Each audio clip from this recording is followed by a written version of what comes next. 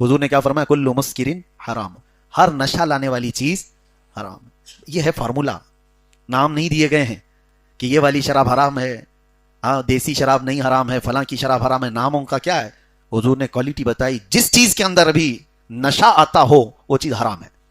اب اس میں نئے نئے نشے جتنے بھی آئیں، بچوں نے بہت کچھ ایجاد کر لیے ہیں، بہت کچھ.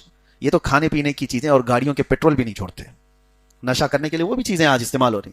وائٹنر ہوئے، پتہ نہیں کون سا بٹن ہے، کون سی چیز بچ گئی بیچارے یہ نشیڑیوں سے، یہ سب کھا جاتے ہیں. میں تو یہاں تک دیکھا کہ جیل کے اندر چرس گانجا نہیں مل رہا ہے، بہت پابندی. حالانکہ سب آتا ہے، سب چیزیں پاس ہوتی ہیں، اور خاکی لوگ ہی لے کے آتے ہیں.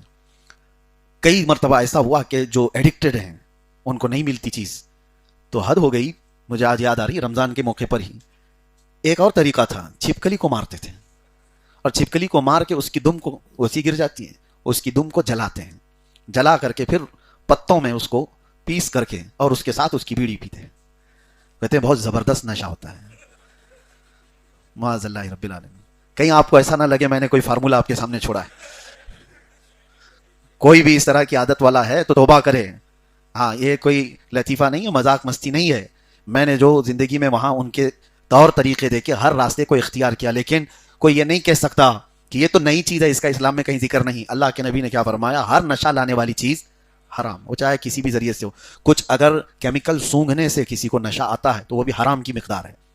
کوئی چیز سونگھنے سے ہی آتا ہے. حتیٰ کہ فقہ میں یہ بھی بتایا گیا ہے کہ بھوکے تھے آپ بہت دیر تک بھوکے تھے دن بھر، اور رات کو خوب پیٹ بھر کر چاول کھا لیا. اور چاول سے نشہ آتا ہے، پکے ہوئے چاول سے اگر پیٹ بھر کر کے کھا لیا اور غنودگی آ رہی ہے آپ کو، دماغ پر چڑھا ہوا ہے، تو وہ کھانا آپ کا حرام ہو گیا، کیونکہ وہ نشہ لایا ہے. حالانکہ حلال چیز کھائی ہے آپ نے، لیکن اتنی مقدار میں کھایا اس حلال کو کہ وہ نشہ ہو گیا. بات یہ کر رہا تھا کہ اسلام نے کسی شوشے میں چھوڑا نہیں، کسی شوشے میں نہیں.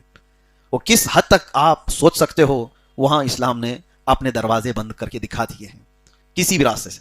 یہ چاہے برائیوں کے راستے ہوں. لوگ آج سوچتے ہیں کہ جتنے قانون بنائے، ہر سال پارلیمنٹ میں بیٹھ کر امینڈمنٹ کرنا پڑتا ہے. پچھلا والا قانون اب ناکافی ہو گیا ہے، تھوڑا سا اس میں امینڈمنٹ لایا جائے، سزا بڑھا دی جائے. اسلام میں امینڈمنٹ کرنے کا کوئی چانس نہیں.